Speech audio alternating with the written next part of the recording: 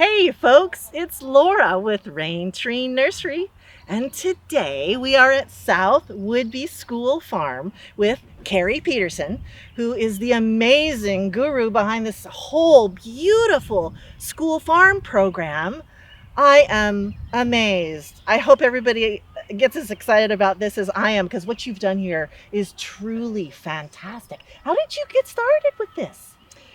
Well, first I want to say welcome, and it's totally wonderful to have you Oh, thank you. It's a super treat to be here. here. Yeah. I would love to see more of this. Yes, so I'm excited to share it. Yes. So let's start at the beginning. Back in 2013, there was a hillside. There were some kids that wanted to get a garden going, and there was a hillside that, well, this whole area was just grass. And but there was a hillside that they didn't mow because it was a hillside. It had tall grass in it. And we walked out here with the kids, and I said, they don't care about that hillside. They're not mowing it. We can put a garden here. And the thing about hillsides is millions of people all over the world grow on terraced gardens and farms. Yes. So we tilled it up, and the kids made terraces, and that was our first 8 beds at the garden. Wow. So you put social studies into it right from the beginning. Yeah, Nepal, India, China, they learned all over the world people are terracing farms. That's amazing. Yeah. Which is totally different than what we think of as Americans, farm, big, Iowa cornfield kind of thing. But yes, there are other ways to do it for sure. Yeah, so we started there on the terrace part of the farm, and then this whole area was just grass that barely grew. And at that time, I negotiated protocols with Chartwell's, which is a big food corporation that provides our school lunches. Very strict protocols about food safety, because a lot of people are concerned, is school garden food safe? So we negotiated these protocols and the hold harmless agreement. We did everything, and we are able now to deliver our school-grown produce, our kid-grown produce, to the school lunches for them to eat. Wow, that's fantastic. Yeah. And it took some administration, didn't it? Yes, that's a legal agreement that you have to be really do it right. But there's so many templates for that, and food safety is food safety. You have protocols and you implement them. So when we did that, then the superintendent said, "Go crazy! Let's grow food for the cafeteria. Let's grow food for the kids." So we did that, and we started to cultivate this whole area. And over the years, and we can walk in the different parts of the garden, we've added sections, and we have now 600 kids a week coming, 7 classes a day. That's a lot of kids, that's a lot of curriculum, that's a lot of hands-on learning. So you need a big place with a lot of projects to engage the kids and have them be learning in that way. And this is a K through 6 facility? Yes, this is the K4 school is there, and the 5-6 school is there, and they all come to the farm. So you have projects that are able to be understood and participated in from kindergartner age children to early teenage. There's something for everybody here? That's I want to share this with everybody. Will you show us some of your projects? I'd love to. Thank you. Let's go see one of them. All right. So this is a beautiful garden you have here. These greens are fantastic. They are super happy. Is this part of a particular kind of bed or program? Yes, this is our salad bar garden. And the salad bar garden is a very special class that we do with the 3rd graders. And what we do is they each get a 4-inch pot, and they get to select 4 seeds, 1 for each corner. And they're all spring greens. We've got lettuce, different kinds of lettuce, spinach, bok choy, kale, arugula. This year we added spicy mustard. So they pick 4 seeds and they plant them. And what's really fun that I've noticed is over the years, they're getting better and better at it. So now, instead of having a mishmash or no germination, we'll get, we put them under lights because we do this early, and then 4 little plants will grow up, and then we care for them, and then they get back their little 4-inch pots with their 4 plants in it, and they've already helped prepare this bed. Yeah. Okay.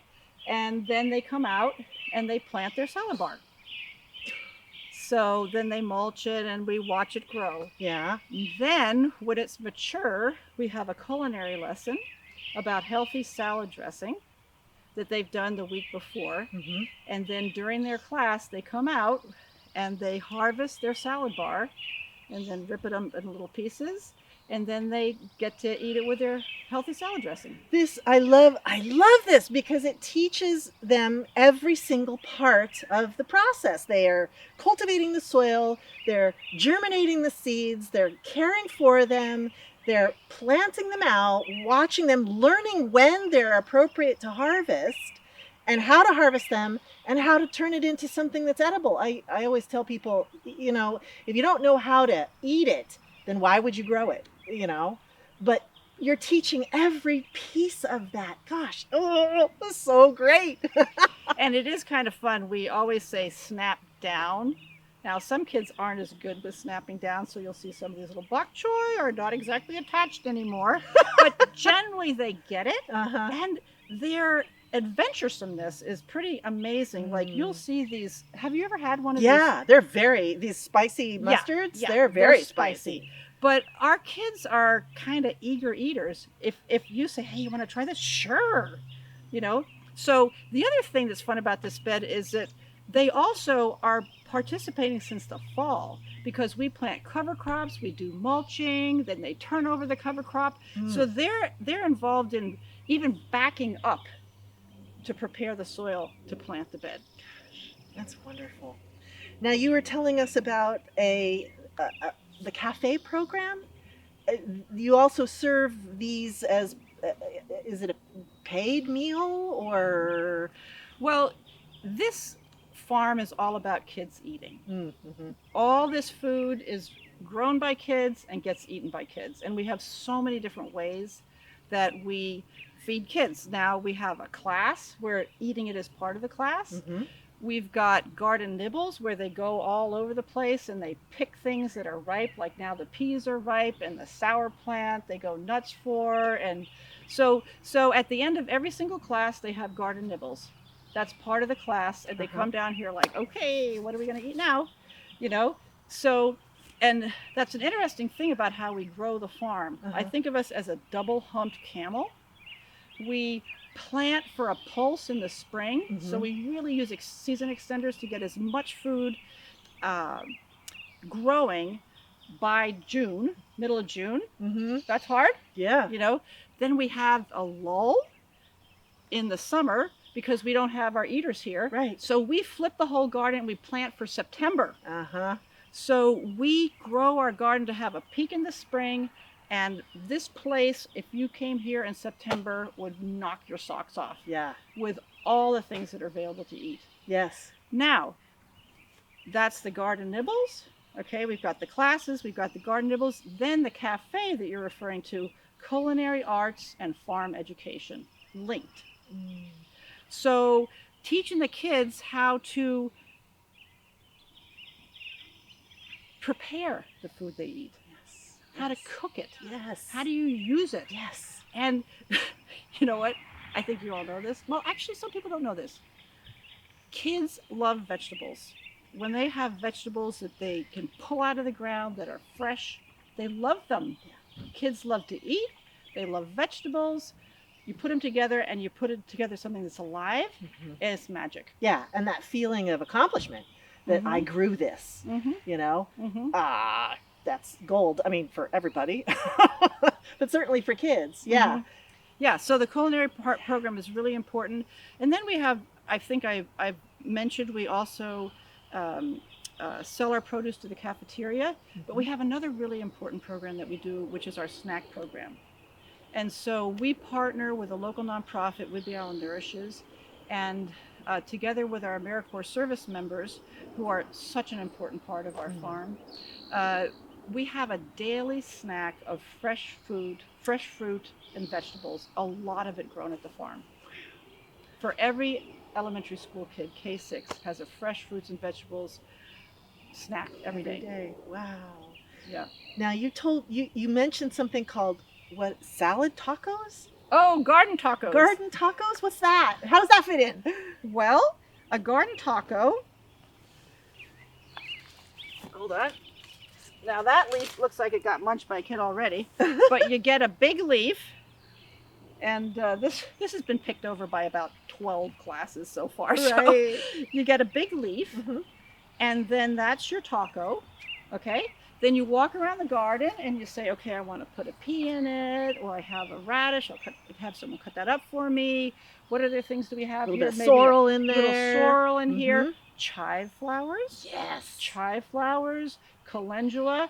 Pretty soon you have a garden taco. And then if we have the healthy dressing, you put that on top and then you roll it up, eat it. It's brilliant. So that's a garden taco. Very nice. I'm going to have that at my house. And I remember once a parent came to me and said, my daughter came home and asked to have garden tacos for dinner. She's like, what's a garden taco? So they went to the supermarket. They had to go to the supermarket because they didn't have their own garden. And the child told their parents what to buy for garden tacos so they could have garden tacos for dinner. Isn't that cool? Yeah, that, as a mom, I totally resonate with that. Yeah, Wow, yeah. That's a sweet story. Yeah. Woo.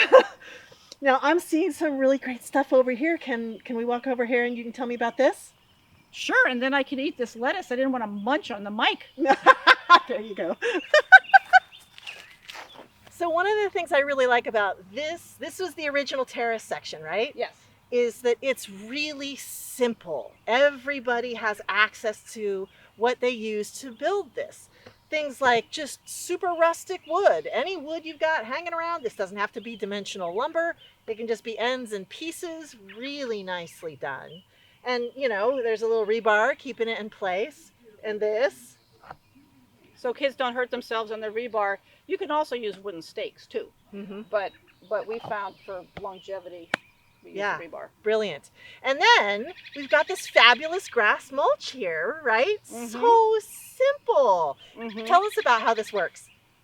Well, I am a total nut for grass clippings. It's our secret sauce for keeping weeds down. We have a lot to take care of. Yeah. And if you have bare soil, what do you have? Weeds. Yeah. What else do you have? Your moisture evaporates. There's all sorts of things. So if you have grass clippings that are herbicide and pesticide free, of course, you can take just your green grass clippings straight out of the bag and put them down on the bed about 1.5 inches thick. It's not going to burn anything. It's going to dry out very quickly. You can see it's dried out. Very dry. But what does the grass clippings do? We teach the kids this. It stops the weeds. It holds the moisture in. Yes. And this is the fun thing. We ask the kids, what's the third thing? It decomposes. So it decomposes back to be nutrients for the soil. So you've got your triple header of fabulous things that help your garden grow better. Yeah, that's brilliant. So simple, so easy. Every school could do this. And then it's something that kids can do at home too. And it doesn't matter what your income level is, whether you're living in an apartment or you're living in a house, you know, there's grass all over the place. Easy to do. Yeah, very nice. And the other fun thing about grass clippings is that, you know, we have K6, so we have to have skill levels for different ages. So a 6th grader, you know, or even a 4th grader, 3rd grader, they can put this out. But what do you do with a kindergartner? What do you tell a kindergartner how to do grass mulch? You make a little nest around the plant. So, because they're just going to want to drop it like this. So you say, sneak up and make a little nest all around the plant. And they get very careful. And so then after the kindergartners, you have all these little nests around the plant that other people can come in and fill it in. Yeah. Other grades. That's right. So it's really something that all ages can do. Yeah. And you train them young, train them up right. Oh, very nice. Yeah. There's something else over here that is one of my favorite parts of any school garden. Will you show us what this is over here? Sure. Thank you. So Laura, welcome to one of the most special places at the school farm, which is our Scarlet Runner Bean Teepee, which the kids call magic beans. This part of a garden is magic for me. I mean, there are so many opportunities for kids of all ages to feel like they're really big in a garden because they're dealing with small plants and harvesting small leaves. But there are very few places where they get to feel small compared to the power of nature. And these kinds of bean teepees are fantastic for that because these scarlet runner beans will grow all the way to the tops of these poles.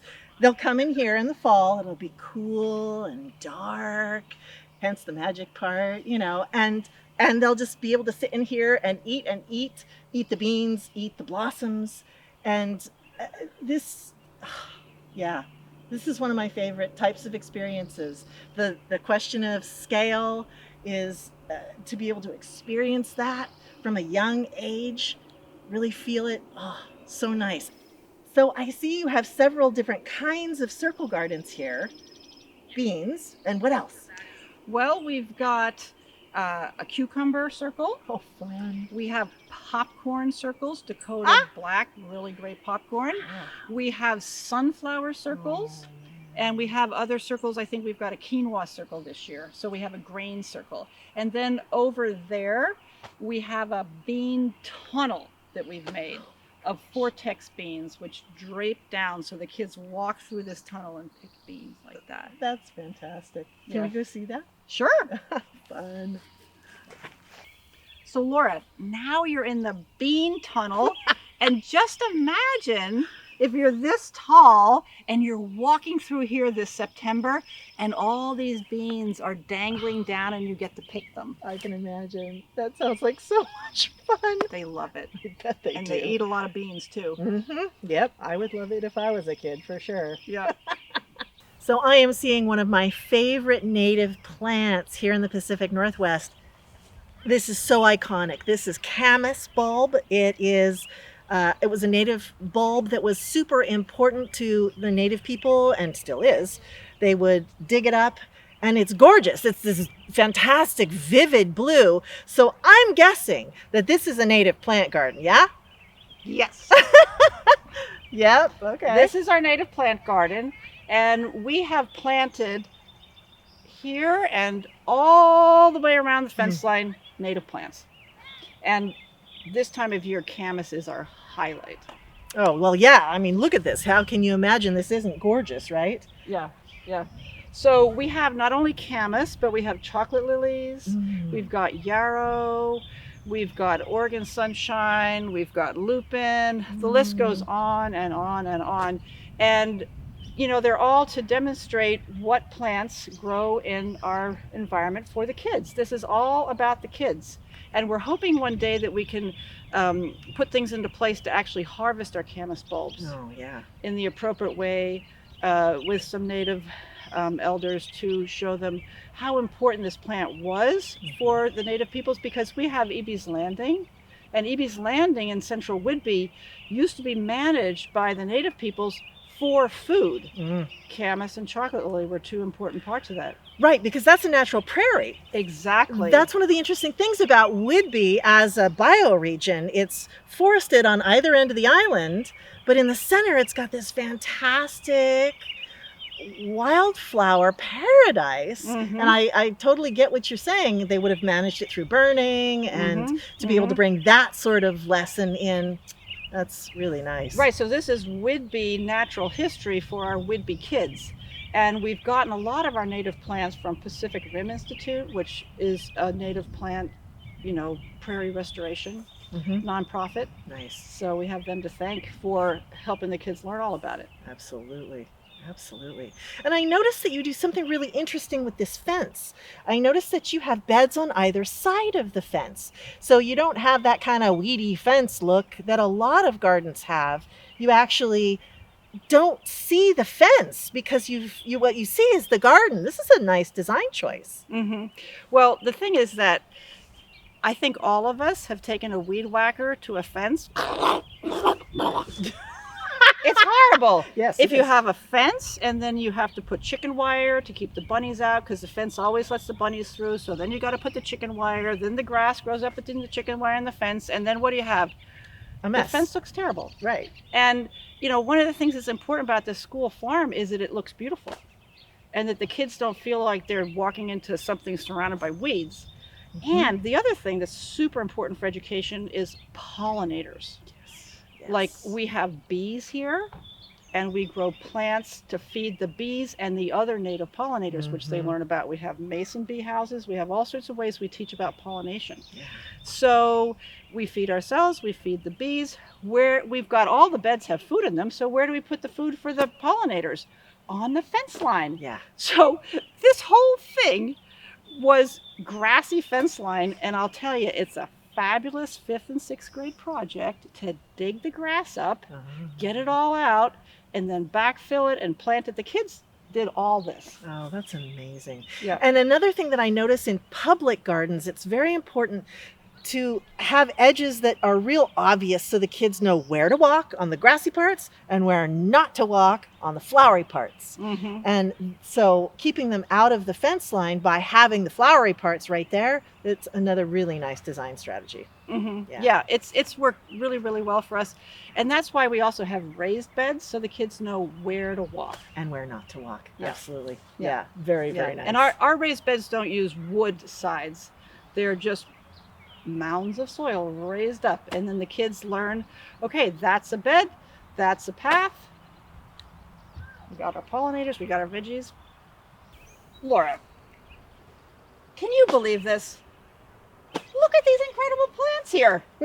This is the 2nd grade rain garden. They planted this? They designed it? Last year. What? Last year. This is 1 year old. Oh my gosh. Isn't that amazing? Isn't that amazing? You know what happened? The 2nd graders the class got a grant. Be Wet was the name of the grant. And it was for watershed education. And we had a water problem here. Off of that old ball field, tons of water was coming down here, and it was a big pond. It was going in the hoop house, and it was rivers going down there. So we presented this problem to the 2nd graders as a watershed problem and said, how can we solve it? So together they learned all about water flow and perk and all these things, and we coached them towards a rain garden, which is this low area that you dig out and then you fill with absorbent soil and mulch and stuff, put wetlands plants in to absorb the runoff from the field. So they designed it, they drew it, and then they implemented it. So we had all the 2nd graders out here, and they shoveled most of this out. We had a little help with a backhoe from the district. Sure. And they dug this out and put in the right kinds of soils. And then we planted the Juncus effusus. We salvaged that. It's a good wetlands plant. Yeah. And then we had this berm that we also had to plant. Very nice. Yeah. We have a red flowering currant, which, as you know, has those fabulous early spring pink flowers that the hummingbirds and other pollinators love. Beautiful dangling blossoms. Ah, first of spring. Yes. Really, really, really important.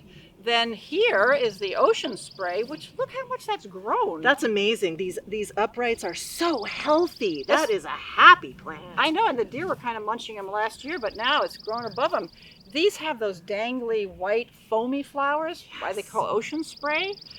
And then we've got a mock orange, which has those fragrant white. This is one of my favorite native plants because the fragrance on this plant is unbelievable. Sweet, vanilla, and pure white blooms. Gorgeous, gorgeous stuff. Yeah, and you don't think of native plants being fragrant like that. So it's really fun to have a fragrant native plant. It is. And then we have these Oregon grape, which, can you believe the growth on those plants? This is amazing. And the fruit set. This is going to have a huge amount of fruit on this young plant. It's amazing to me. Yeah, and if you think that this was the worst fill dirt dug out of there, and then the kids dug holes and they added tons of compost, secret sauce. Yeah. And then we made sure that they planted it really well and covered it up. And then I think it was the love of the kids, actually.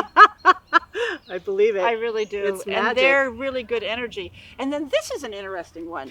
This is a 9-bark, but it's not a native 9-bark. And you know more about that than I do. This is a gorgeous plant. I think this is the Diablo 9-bark. 9-bark is normally green, but obviously this is this glorious burgundy ochre color.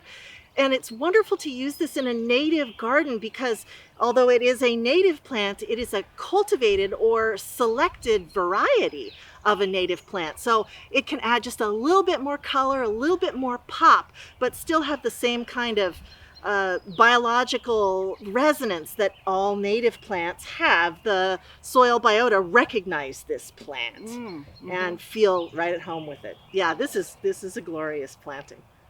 Yeah, and there's lots more. But I think that we've covered some bases for now. They did a good job. Yeah. Second graders rock. Laura, this is one of my favorite spring pollinators at the farm. It's Douglas Meadowfoam.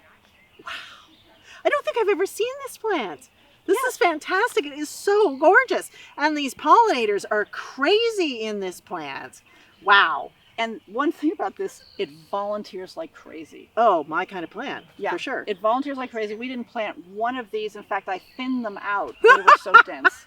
And we have it at the ends of beds and all over the place because it brings the pollinators to the farm. Yeah. We've got a couple beds that are especially for bringing pollinators to the farm inside the garden. And then we have these end caps that we put for the bees. Which makes it beautiful and productive. I love that. I love that. Yeah, it's an ecological system that the kids learn about. Absolutely. All right, you have other things to show us, yes? I want to show you another cool pollinator. Neat. Let's go. So Laura, this here is Phycelia.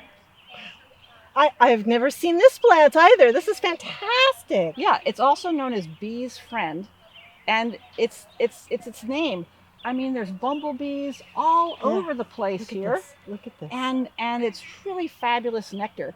One cool thing about this, it also volunteers like crazy, which is fun. Yes. And it looks very delicate, but this will actually overwinter and be an early spring nectar flow for the bumblebees. God, it's gorgeous. And farmers actually will plant whole rows of it, like they'll plant a whole rows of borage, or they'll plant whole rows of Phycelia to bring the pollinators onto their farm.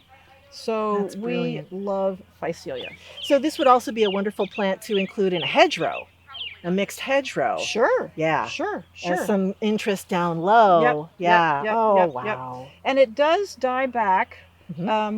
So you can do a succession on it. Yes, so you could have asters or sorrel, tree sorrel, things so that you continue to have all those nectar plants for the fall harvest as well as the spring and the summer.